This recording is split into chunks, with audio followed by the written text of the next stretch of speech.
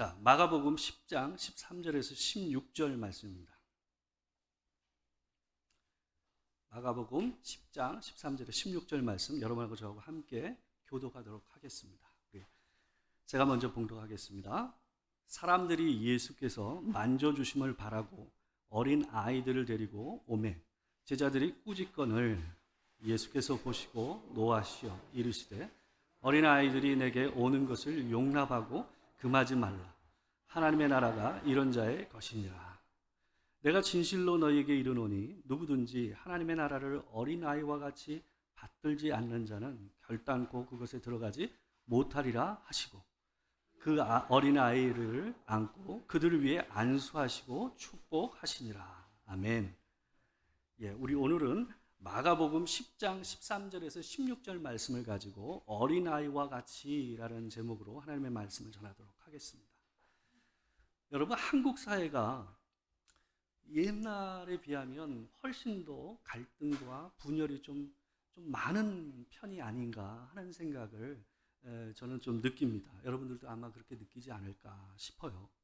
단지 정치적인 이슈에서 좌우의 대립 때문에 뿐만은 아닌 것 같아요.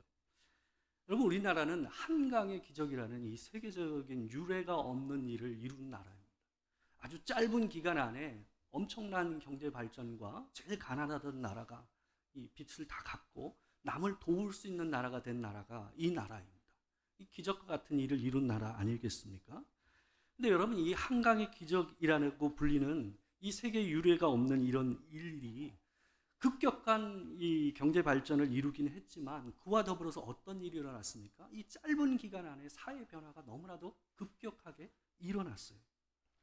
그러다 보니 어떤 일이 일어납니까?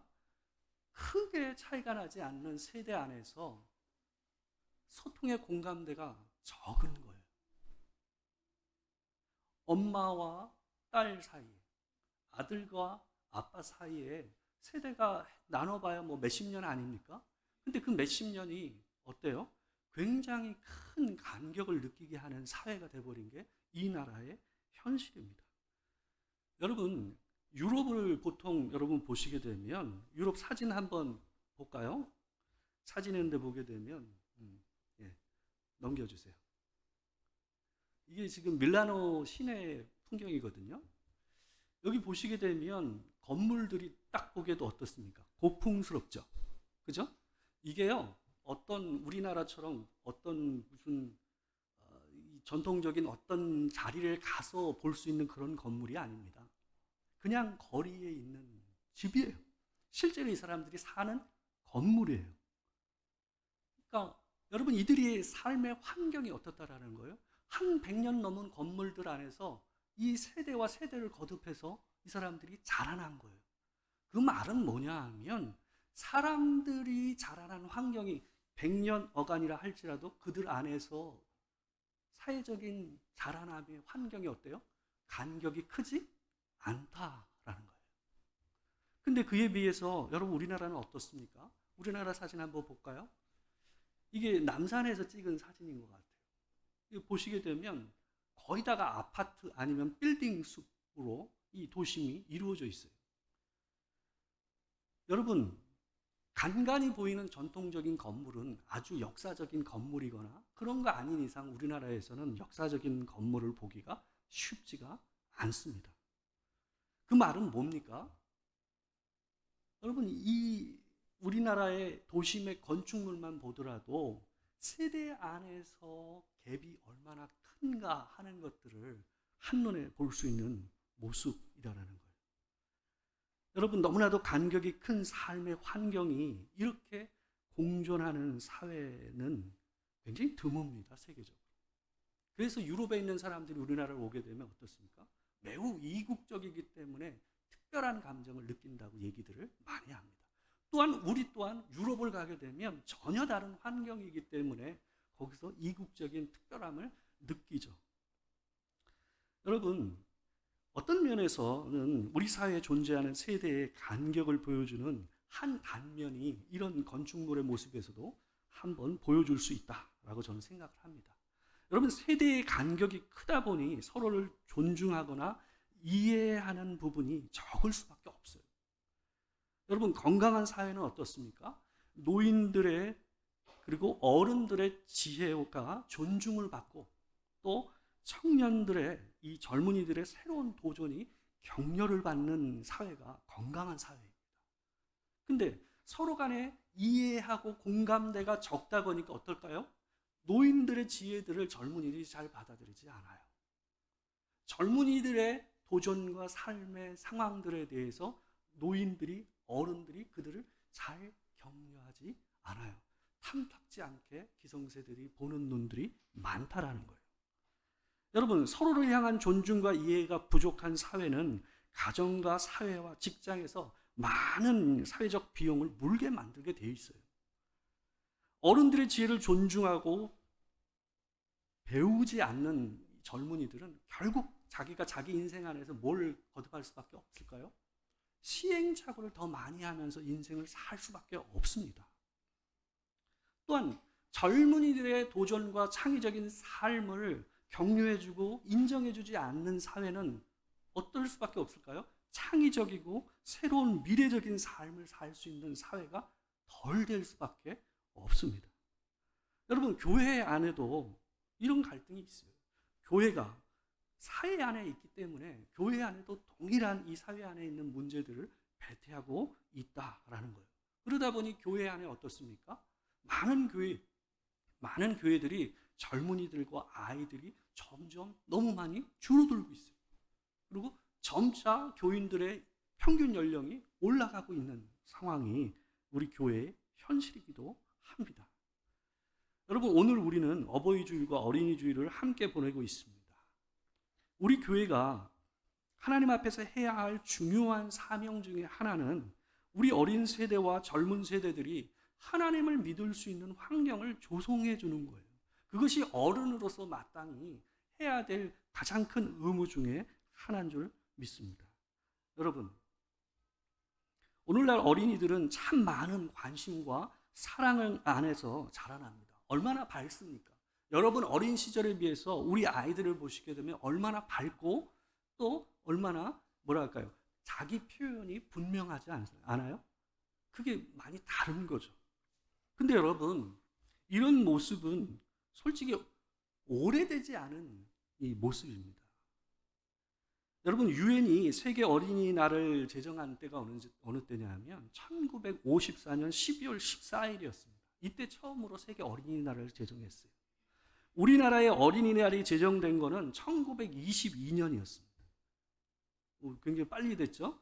여러분 아시다시피 방정환 선생을 통해서 어린이날이 제정이 됐죠. 근데 이 사람은 천도교에 속한 사람이었습니다.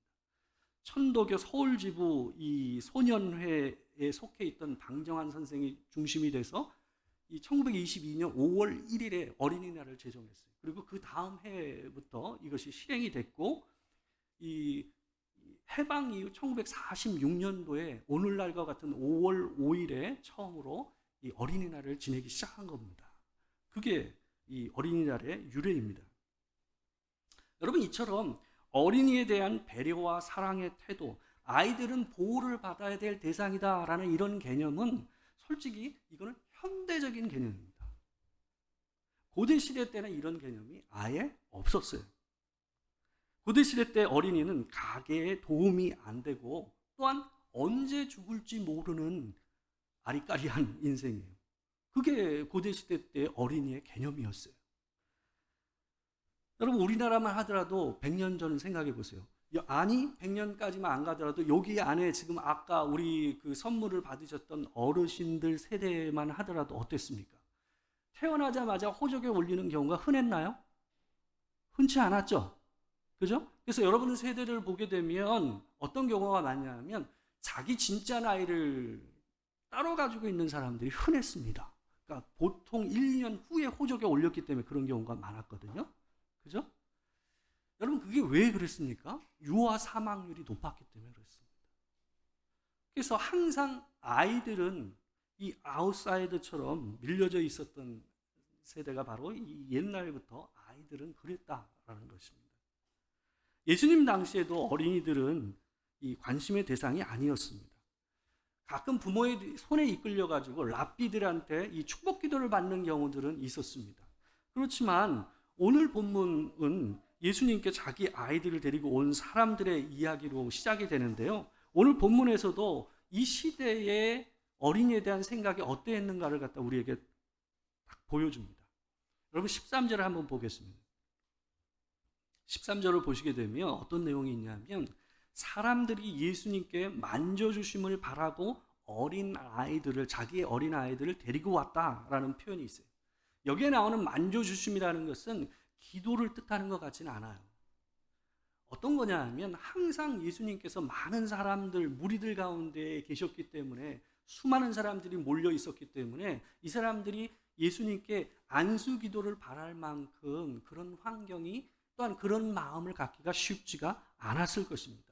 근데 그 당시에만 하더라도 사람들 안에 어떤 인식이 있었냐 하면 하나님의 사람들의 옷자락만 만져도 복을 누리고 또한 병이 낫는다라는 인식이 있었기 때문에 아마도 이 아이들을 데리고 와서 지나가면서라도 예수님께서 이 아이들을, 자기 아이들의 머리라도 만져주시길 바라는 마음이 이들 안에는 있었던 것 같아요.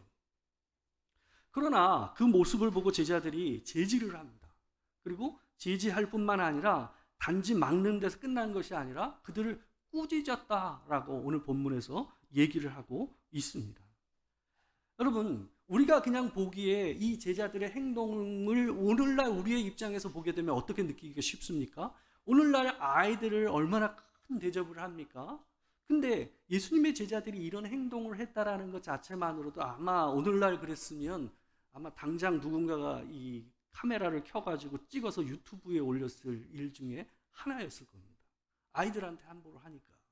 근데 여러분, 그러나 당시의 어린이에 대한 인식과 제자들의 입장에서 보게 되면 이것이 상당히 이해함직합니다. 여러분, 제자들은 늘 많은 사람들에게 둘러싸여 있는 예수님을 관리해 줄 필요가 있었습니다. 실질적으로 제자들은 그 일을 했었습니다. 여러분, 얼마나 많은 사람들이 예수님에 찾아왔고 또 예수님께 얼마나 많은 것들을 요구했겠습니까? 근데 그 모든 것 안에서 질서 있게 그 일을 하게 하고 또 어디 선에서 끊어줘야 되는 역할을 했던 사람이 누굽니까? 바로 예수님의 제자들이었어요. 근데 여러분, 워낙 많은 사람이 찾아다니다 보니까 여러분, 끼니라도 제대로 때우기 쉬웠겠습니까? 그러기 쉽지 않았을 것입니다. 그런 상황 가운데서 당대의 가장 후순위로 여겨졌던 아이들까지 데리고 한 사람들이 와서, 때로 와서 예수님께 만져주심을 바라고 몰려오는 모습을 보면서, 실질적으로 그가 앞으로 튀어나오는 모습을 보면서 어떤 거예요? 참 염치 없다라는 생각을 한 것 같아요. 제자들 입장에서. 그래서 14절에 보게 되면 그 모습을 보고 예수님께서, 제자들이 그렇게 행동하는 모습을 보면서 예수님께서 크게 노하셨다라는 말씀이 나와 있습니다. 여러분, 예수님께서 여기에 나오는 노하셨다라는 표현은 헬라어로 얘기하면 굉장히 크게 분노하셨다라는 의미를 가지고 있는 단어입니다. 예수님은 제자들과 무리들에게 크게 화를 내신 적이 별로 없으셨습니다. 그 대표적인 사건이 어느 때였냐면 성전 청결 사건 때였습니다. 여러분 아시다시피 성전에서 이 제물로 쓸 제물을 파는 사람들이 있지 않았습니까? 그 모습을 보면서 예수님께서 채찍을 드셔서 치시고 동물을 쫓아내시고 그 일을 못하게 하시는 장면이 성경에 보면 나옵니다. 여러분, 근데 그 사건하고 오늘 본문에 나오는 사건이 유사점이 있습니다. 뭐냐 하면 둘 다 예수님께, 하나님께 하나님의 백성들이 나가는 길을 막는 문제하고 결부되어 있었습니다. 성전 청결 사건에서 예수님께서 화를 내신 이유는 단지 장사를 했다라는 것이 문제가 아니었습니다. 그들이 장사를 했던 장소가 바로 이방인들이 하나님 앞에서 예배하는 장소였기 때문에 그랬습니다. 이방인들은 그때까지만 하더라도 성전 안쪽으로 들어올 수가 없었어요. 바깥 뜰에 있는 이방인의 뜰이라고 돼 있던 그 장소에서만 예배할 수가 있었어요. 거기서만 그들이 기도할 수가 있었단 말이에요. 근데 그들이 뭐 했어요? 거기서 장사를 한 거예요. 그러니까 왁자지껄하게 장사를 해대니 이 사람들이 수백 킬로를 떨어진 곳에서 와서 하나님 앞에 기도하고 예배하겠다고 했던 이방인들이 예배를 할 수 있었겠습니까? 그럴 수가 없었던 거죠. 그래서 예수님께서 그들을 향해서 크게 화를 내셨던 장면이 있지 않았습니까? 근데 오늘 본문에 나오는 이 제자들이 아이들을 막는 이 사건도 예수님께서는 동일한 걸로 인식하신 것 같아요. 왜 아이들이 내게로 오는 것을 막냐라고 하시는 겁니다. 여러분, 예수님께서는 자기에게 오는 수많은 사람들이 있었지만 그 한 사람 한 사람에 대해서 그냥 쉽게 대우하지 않으셨습니다. 어떤 경우도 있었냐 하면 굉장히 많은 사람들이 몰려 있었음에도 불구하고 한 여인이, 혈루병에 걸려 있었던 한 여인이 자기가 낫겠다고 예수님의 옷자락을 살짝 만지는 일이 있지 않았습니까? 근데 그때 누가 내 옷을 만졌느냐라고 예수님께서 얘기하지 아니하셨습니까? 제자들은 너무나도 사람이 몰려있기 때문에 그런 일이 있을 수밖에 없기 때문에 뭐 그런 걸 가지고 얘기하시냐고 오히려 제자들이 예수님께 얘기하는 장면이 성경에 나옵니다. 근데 예수님께서는 그 옷자락을 만진 그 여인과 정확하게 대면을 해서 얘기하고 싶으셨던 거예요. 여러분, 그만큼 예수님께서는 자기에게 오는 한 사람 한 사람과의 대면에서 얘기하고 그들을 알아봐 주시는 것에 대해서 힘을 쓰셨습니다. 집중하셨습니다. 주께서 화를 내시면서 14절에서 제자들에게 이렇게 말씀하셨어요. 우리 같이 한번 읽어봅시다. 14절. 자, 시작. 예수께서 보시고 노하시어 이르시되 어린 아이들이 내게 오는 것을 용납하고 금하지 말라. 하나님의 나라가 이런 자의 것이니라. 여러분, 예수님은 어린 아이들이 자기에게 오는 것을 막지 말라고 하십니다. 당대에 가장 작고 쓸모없는 존재로 여겨졌던 어린 아이들 아닙니까? 근데 도리어 예수님께서는 뭐라고 얘기하시냐 하면 어린 아이와 같은 이 아이들이 하나님 나라의 주인이다 라고 본문에서 얘기하고 계세요. 굉장히 그 당시로서는 파격적인 표현입니다. 여러분, 그러나 이 말은 쉽지가 않습니다. 여러분, 이 말을 있는 그대로 받아들이게 되면, 문자적으로 받아들이면 어떻습니까? 어린아이들은 무조건 천국을 간다라는 말로 이해하게 됩니다. 그러나 여러분, 예수님께서는 그런 의도로 얘기하신 것은 아닙니다. 여러분, 우리는 아이들을 사랑합니다. 여러분, 우리가 아이들을 볼 때 우리의 눈과 표정을 여러분 생각해 보십시오. 우리 아이들을 갖다가 얼굴만 봐도, 그 아이들의 모습만 봐도 어때요? 어른들의 눈빛과 표정이 바뀝니다. 여러분, 사진 한번 보시겠어요? 이게 누굽니까? 도윤이에요, 도윤인데, 여러분, 이런 아이 얼굴만 보고 그냥 여러분 이 사진만 보십시오. 사진만 보셔도 어떻습니까? 얼굴에 자연스러운 미소가 지어지지 않으세요? 그게 이 아이들이 가지고 있는 하나님께서 주신 특별한 은혜예요. 그래서 이 아이들을 보는 것만으로도 어떻습니까? 어른들이 자기 안에 있었던, 사회생활을 하면서 눌려져 있었던 순수한 감정들을 불러일으켜주는 역할을 하는 게 아이들이에요. 이 아이들과 있으면 어때요? 표정이 아이들과 같이 돼버려요. 그게 아이들이 주는 은혜입니다. 여러분, 캐나다에 메리 고든이라는 사람이 있습니다. 한번 사진 올려주시겠어요? 여기 뭐 우리 김정원 집사님인가요? 우리 정미영 권사님 그 카톡 그 프로필 사진에 있는 겁니다. 손주 맞죠? 네. 너무 이쁘게 생겼잖아요. 잘생기고. 네. 넘겨주십시오. 이 메리 고든이라는 사람이 있는데요. 이 메리 고든이라는 사람은 캐나다의 유치원 교사였던 사람입니다. 근데 이 여자가 어떤 일을 했냐면 1996년도에 공감의 뿔이라는 이 사회적 기업을 만들어서 큰 일을 했습니다. 어떤 일을 했냐 하면 초등학교와 중등학교에 갓난 아기를 데리고 가서 이 아이가 1년 동안 자라는 것을 그 학급의 아이들이 볼 수 있도록 해줬어요. 여러분, 이 일은 캐나다 안에서 엄청난 반향을 일으켰습니다. 이 아이들이 아무 편견과 어떤 틀도 없는 갓난 아이에게서 뭘 느꼈냐 하면 새로운 공감 능력이 향상되는 일들이 일어났습니다. 이 프로그램을 통해서요, 갓난아기의 눈부신 성장을 지켜본 이 학생들이 사회적 편견이나 고정관념에 노출되지 않은 아이들을 만나면서 어때요? 자신의 순수한 마음과 따뜻한 감정이 그것을 새롭게 발견하고 표현하는 능력이 생겼다고 합니다. 여러분, 한번 넘겨서 한번 볼까요? 이게 이제 나왔던 거고요. 이게 실제 사진의 모습입니다. 여러분, 이 교육이 시작된 지 10년이 지나서 연구 결과를 발표했는데요. 캐나다 전역에서 집단 괴롭힘과 따돌림 현상이 90%나 줄어들었다. 이게 실질적인 일입니다. 여러분, 놀라운 결과 아닙니까? 특별히 이 아이들 안에서 공감 능력뿐만 아니라 어떤 것도 향상이 됐냐 하면 학습 능력도 향상됐다라는 연구 결과가 나왔습니다. 여러분, 어린 아이들을 보는 것만으로도 성장기 청소년들과 어른들에게는요, 본래 우리 안에 있었던 편견들이 사라지면서 순수한 감정을 회복하는 일들이 우리 안에서 일어난다라는 게 이런 연구 결과를 통해서 나왔다라는 것을 우리가 볼 수 있다라는 거예요. 그래서 여러분, 제가 하고 싶은 얘기는 뭐냐 하면 아이들이 우리 교회에 있다라는 것이 그들이 있는 것 자체만으로도 여러분과 저에게 주는 것이 크다라는 것을 여러분이 기억해야 된다라는 것을 제가 말씀드리고 싶은 거예요. 여러분, 아이들이 우리 교회 안에서 밥만 먹고 종이 비행기만 날리는 게 아니에요. 이 아이들이 우리 안에 있는 것 그 자체가 어때요? 여러분과 제 영혼을 살리는 역할을 주시는 거예요.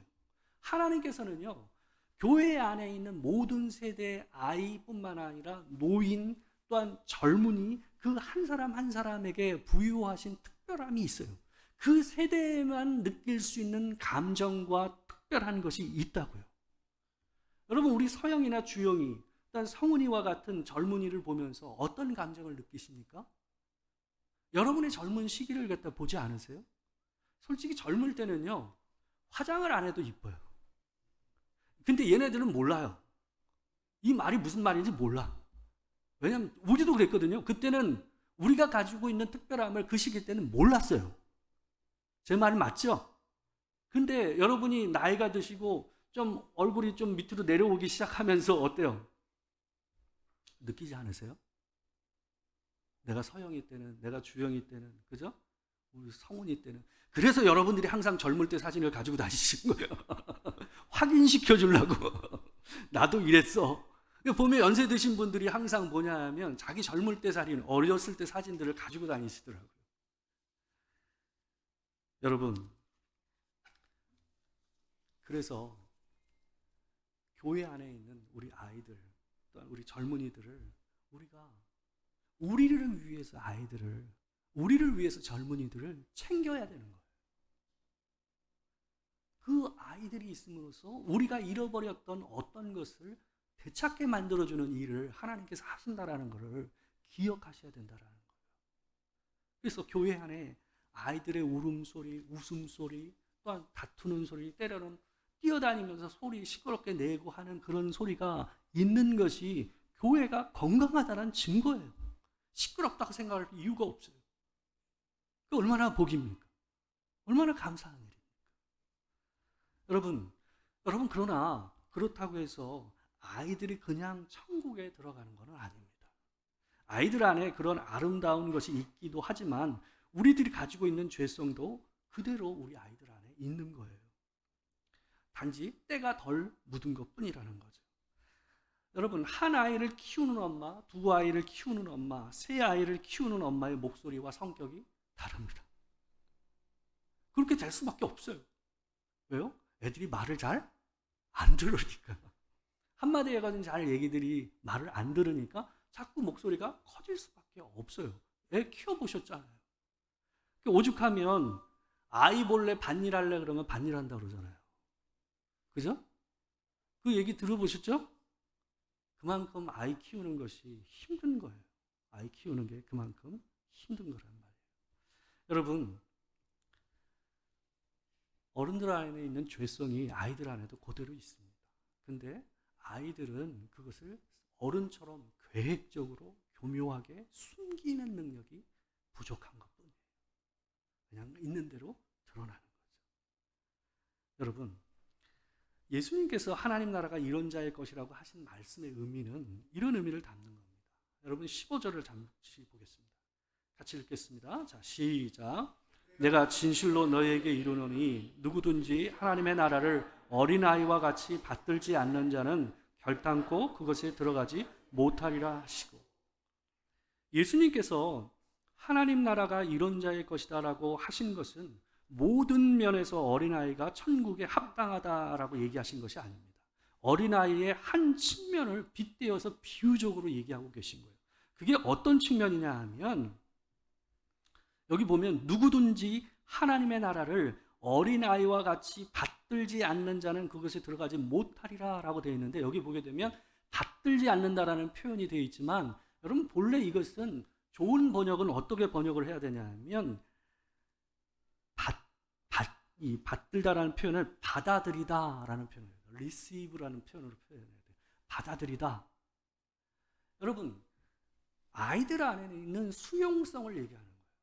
어린아이들이 어떻습니까? 낯선 사람이라고 할지라도 어때요? 그 사람들이 과자를 주고 이렇게 좋은 말로 이렇게 하면 어때요? 애들은 그냥 그 사람과 그냥 친해져 버려요. 그리고 그냥 따라가는 경우들도 있어요. 그러다 보면 악한 사람을 만나면 이상한 일이 벌어지곤 하지만, 그럼에도 불구하고 아이 안에 있는 이 수용성이 굉장히 중요하다라고 예수님께서 얘기하고 있는 거예요. 여러분 생각해 보세요. 사람처럼 악한 존재를 만났을 때 그것은 문제가 될 수 있죠. 여러분, 의심이 많으면 사기는 안 당해요. 의심이 많으면, 이건 심리학에서 얘기하는 거예요. 부정적인 사고를 많이 하는 사람은 사기를 잘 당하지 않습니다. 낙천적인 사람들이 대부분 사기를 당합니다. 근데 여러분, 사람이 어른이 될수록 뭐가 많아지냐면요, 질문이 없어져요. 배우고자 하는 호기심이 없어져요. 그 대신 뭐가 늘어날까요? 의심이 늘어나요. 그건 뭘까요? 수용적이지 않다라는 거예요. 질문이 없어지고 의심이 많아지니 사람이 어떨까요? 많이 걸러냅니다. 여러분, 그것이 우리에게 인생에 있어 굉장히 유용한 역할을 하기도 하지만, 여러분, 하나님을 믿고 예수 그리스도를 따르는 문제, 하나님의 나라를 영접하는 문제와 관계돼서도 그것이 악영향을 미칠 때가 있어요. 뭘 걸러내요? 하나님께서 주신 진리를 그 의심과 그 사회성으로 걸러내버린단 말이에요. 그게 어른이에요. 예수님께서는 뭘 얘기하고 계시냐 하면, 아이들 안에 있는 꾸밈없는 수용성을 너희가 본받으라는 거예요. 그래서 내가 너희에게 하는 말씀과 하나님의 나라를 아이들과 같이 받아들이라는 거예요. 수용하라는 거예요. 그런 사람들이 뭐 한다는 거예요? 하나님의 나라를 얻게 된다. 영생을 받게 된다라는 말씀을, 이 말씀을 통해서 얘기하고 계신 겁니다. 여러분, 아이들을 보면서 그 아이들이 금세 안기고 여러분에게 포용적으로 나오는 수용적인 태도를 보시면서 늘 기억하십시오. 우리 안에 영적으로 하나님을 향한 수용성이 있어야 된다는 거예요. 하나님을 받아들이는 마음, 기꺼이 하나님을, 예수 그리스도의 말씀을 받아들이고 그 말씀의 진리를 따라 사려고 하는 마음이 우리 안에 있어야 한다는 것을 기억하라는 말씀입니다. 여러분, 교회 안에는 이 모든 사람들이 함께 있어야 됩니다. 모든 세대가 함께 있어야 됩니다. 어린아이도 있어야 되고, 삶의 지혜도 주는 노인도 있어야 되고, 또한 총기와 활기가 넘치는 청년들도 있어야 됩니다. 그래야 교회가 건강해집니다. 그들 모두는 서로에게 뭐가 될 수 있냐면 하나님의 메시지로 스승이 될 수 있다는 걸 항상 기억하셔야 됩니다. 아이들이 여러분에게 주는, 하나님이 주시는 교훈이 있고, 노인이 여러분에게 주는 교훈이 있고, 청년이 여러분에게 주는 교훈이 있습니다. 여러분, 이 교회에 아이들과 청년과 나이 많으신 어르신이 함께 있다는 것은 주께서 허락하신 복인 줄 믿습니다. 여러분, 노인의 지혜를 받아들이십시오. 우리 청년들, 우리 아이들, 노인에게만 배울 수 있는 지혜가 있어요.